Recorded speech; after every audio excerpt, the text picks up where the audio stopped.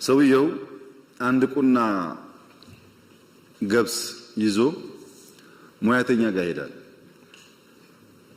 ሙያተኛ ጋር ሄድና ይኸውልህ አንድ ቁና ገብስ አለኝ፣ ከዚህ ውስጥ ለዳቦ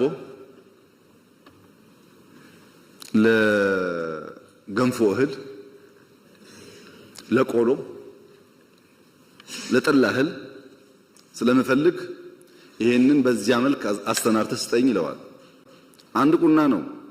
ዳቦ አለ፣ ቆሎ አለ፣ የገንፎ እህል አለ፣ የጠላ እህል አለ። ፍላጎቱ ብዙ ነው እና ሙያተኛው ወይ ፍላጎትህን ቀንስ ወይ ገብሱን ጨምር አለው።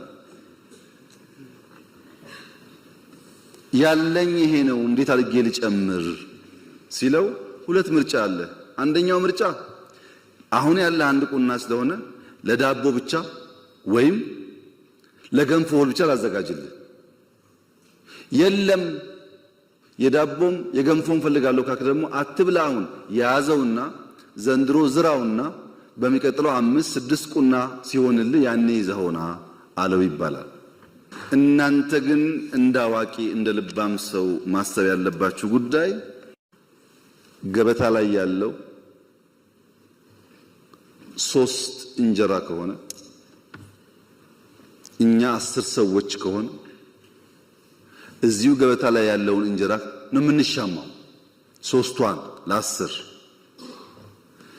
ልባም ሰዎች፣ ለትውልድ የሚያስቡ ሰዎች፣ በተለይ መምህራን ሲሆኑ ማሰብ ያለባቸው እንዴት ገበታው ላይ ያለውን ማድ 5፣ 6፣ 7፣ 10 እናርገው። ገበታውን እናስፋው እንጂ ያለችውን ብንሻማ እሷን ብንቀራመት እኛም በደህነት ልጆቻችንም ከዛ የባሰ ደህነት ይጠብቃቸዋል።